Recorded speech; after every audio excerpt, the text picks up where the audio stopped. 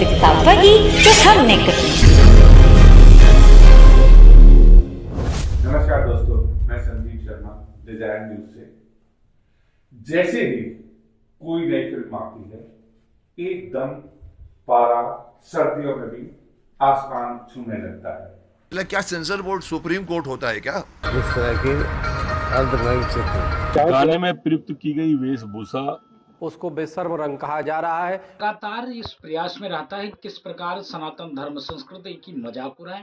दीपिका पादुकोण और शाहरुख खान की फिल्म पठान का एक सॉन्ग रंग कैसे अब हमारी दुनिया की हर चीज को बदलते जा रहे हैं। भगवा रंग हमारे संतों के लिए है, हम उनका आदर करते हैं क्योंकि ये रंग अपने आप में एक पवित्र कलर माना गया है। लेकिन इसका कोई मजाक पहली दफा नहीं उड़ा है। नरोत्तम मिश्रा मध्य प्रदेश के होम मिनिस्टर हैं, लेकिन उनका प्रशासन की जगह आज अगर देखा जाए इतना झुकाव है उनका बॉलीवुड की तरफ को कि कोई भी फिल्म आए उसमें उनकी प्रतिक्रिया बहुत जरूरी है। ना वो फिल्म सेंसर बोर्ड को कुछ मानते हैं, ना किसी चीज को मानते हैं, क्योंकि सत्ता में है। ये काफी आपत्तिजनक पिक्चर है। इसमें हमारी काली माता को सिगरेट पीते हुए दिखाया है। मैं इस पर एफआईआर कराने के लिए बोलूंगा और मध्य प्रदेश में प्रतिबंधित फिल्म कैसे हो इस पर विचार करेंगे। मैंने उसका ट्रेलर देखा है और सच में उसमें आपत्तिजनक दृश्य है। हमारी आस्था के जो केंद्र बिंदु हैं उनको जिस रूप में दिखाया गया है वो अच्छा नहीं है।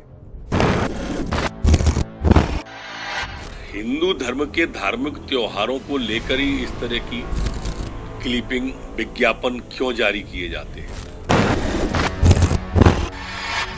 मैं ये निवेदन करूंगा कि इसके दृश्यों को ठीक करें, वेशभूषा को ठीक करें, अन्यथा मध्य प्रदेश में इस फिल्म को अनुमति दी जाए या न दी जाए, ये विचारणीय प्रश्न होगा। शुरुआत करते हैं हम मनोज तिवारी, रवि किशन, निरूहा, स्मृति ईरानी,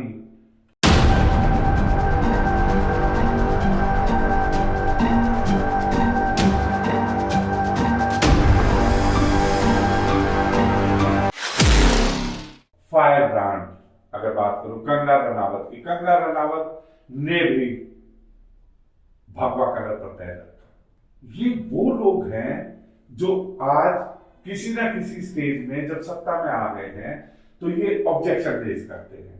पूर्व आईपीएस हैं, सीबीआई के टॉप पोजीशन पे रहे, उन्होंने जो ट्वीट किया, पहले आप उनके ट्वीट को देखिए। क्या उन्होंने जो कोलाज बनाकर दीपिका पादुकोण की बिक्री की फोटो डाली है, कितना एक आईपीएस आदमी जो सीबीआई का हेड था, रिटायर हुआ है, उसके पास कितना टाइम है? क्या उसने अपनी वाइफ से पूछा कि मैं ऐसी फोटो देखता हूँ, ऐसी वल्गर फोटो देखता हूँ, और उसने उससे परमिशन ली? एक तरफ वो कह रहे हैं कि दीपिका को क्या परमिशन रणवीर ने दी या रणवीर की परमिशन है दीपिका को ऐसा काम करने के लिए। बात करें केआरके की, केआरके को जिंदगी में ना वो बहुत अच्छे प्रोड्यूसर रहे, ना कोई वो डायरेक्टर रहे। अगर उनकी खुद की एक्टिंग भी देखो तो मोस्ट वाहियात एक्टिंग केआरके ने जिंदगी भर में की है, लेकिन आज वो क्रिटिक्स के अंदर बैठे हुए हैं, वो अपनी राय देते हैं।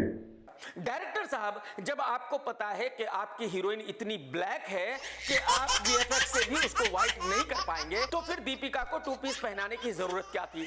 और अगर आपने दीपिका को टू पीस पहनाया था तो फिर उसके इर्द गिर्द जो लड़कियां खड़ी की हैं आपने, वो ब्लैक होनी चाहिए थी। केआरके को नहीं पता तो मैं उनको एक बात बता दूं कि अगर मैं नसरुद्दीन शाह की बात करूं, ओमपुरी की बात करूं, अमरीश पुरी की बात करूं, आप अगर उनके चेहरों को देखें तो उनके चेहरे से सुंदर करोड़ों चेहरे मिल जाएंगे आपको। लेकिन क्या कभी कोई ओमपुरी का, अमरीश पुरी का या नसरुद्दीन शाह का कोई सब्स्टिट्यूट आपको मिल सकता है?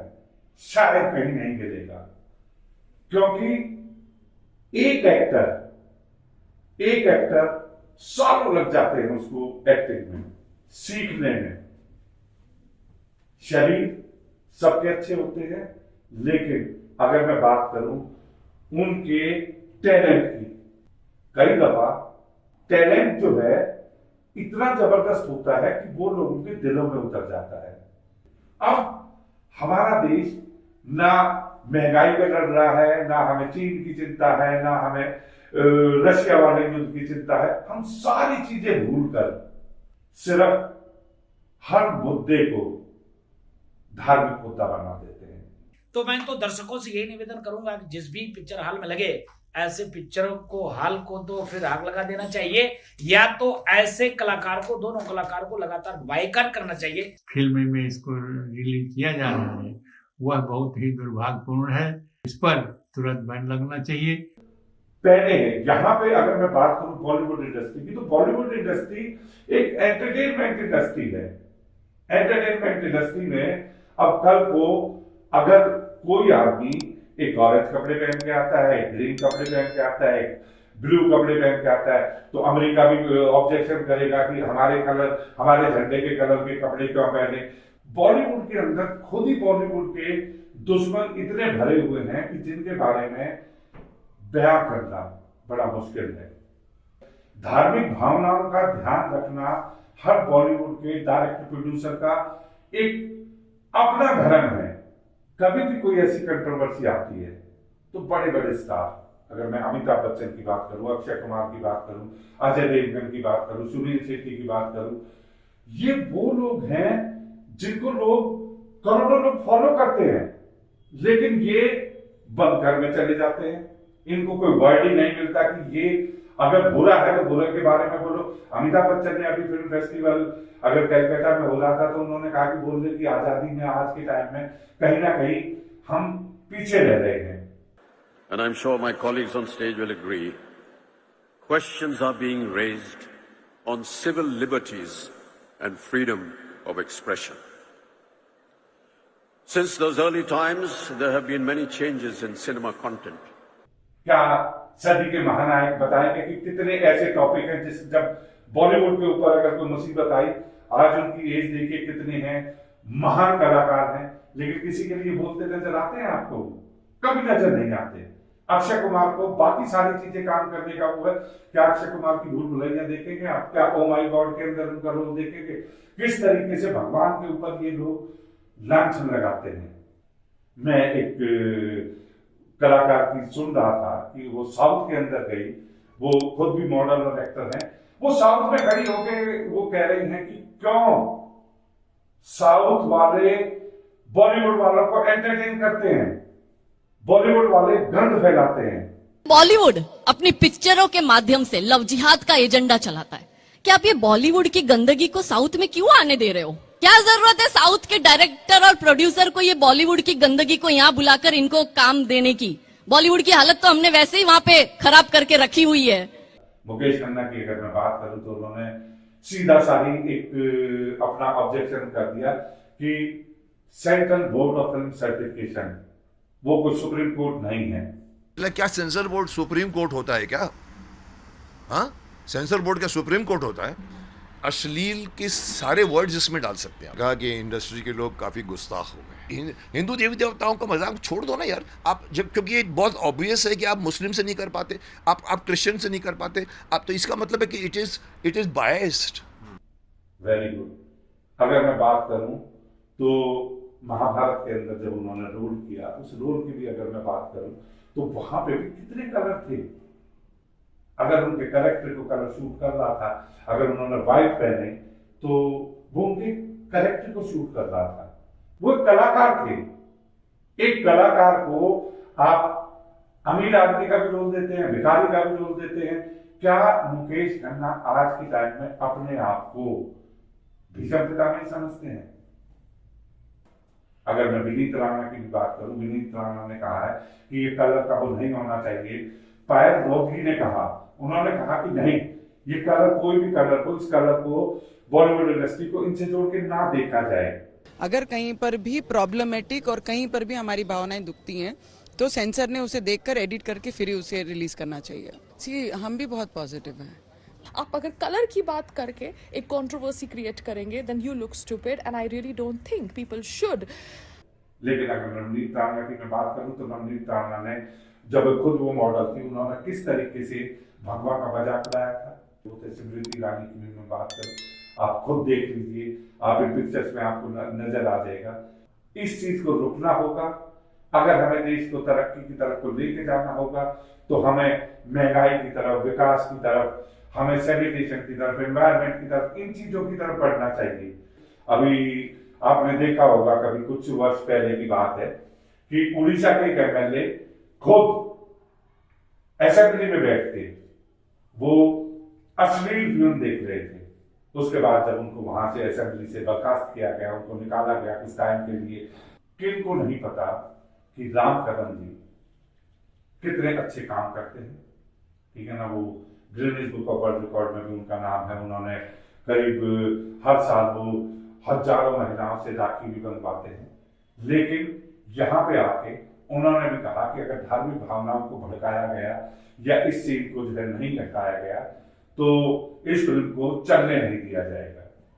हिंदुत्व का अपमान करने वाली कोई भी फिल्म या कोई भी सीरियल हम कभी भी चलने नहीं देंगे।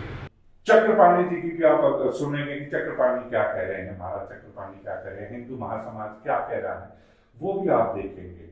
देश और दुनिया को दिशा देने का कभी काम किया, उसको बेशर्म रंग कहा जा रहा है। ये बड़ा दुर्भाग्यपूर्ण है। और सबसे बड़ा दुर्भाग्य ये है कि जो सेंसर बोर्ड है वो इस पे मौन होता है, वो पास करता जाता है और हिंदू सनातन का अपमान होता रहता है। हम इसकी घोर निंदा करते हैं। तमाम हिंदू महासभा, संत महासभा के कार्यकर्ताओं को मैं निवेदन करता हूँ, समाज से निवेदन करता हूँ कि वो इस फिल्म का बायकॉट करें। मैं किसी भी कलर की या किसी भी इंसान की, अपने सनातन धर्म की, किसी भी चीज की मैं कहीं पे भी बुराई नहीं कर रहा।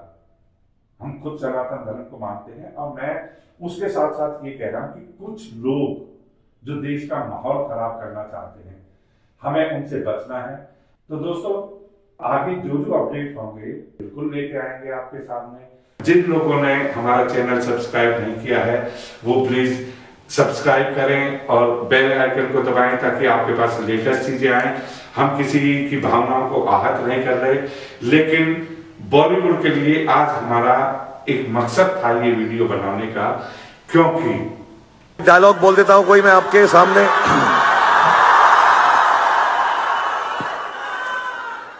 अपनी कुर्सी की पेटी बांध लीजिए, मौसम बिगड़ने वाला है और कुछ दिनों से हम लोग यहां पर नहीं आए हैं, आप लोगों से मुखातिब नहीं हो पाए हैं, आप लोगों से मिल नहीं पाए हैं।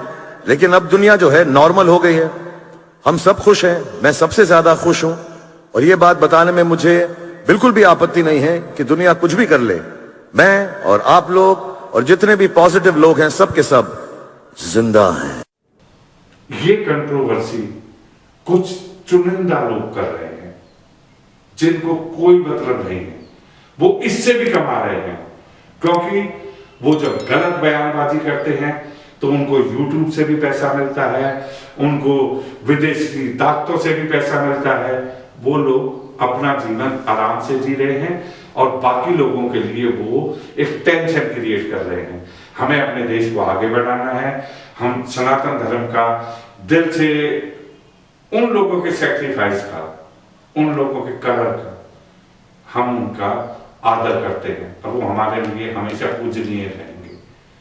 नमस्कार दोस्तों। ऑन डिजायर न्यूज, वास्तविकता वही जो हमने कही।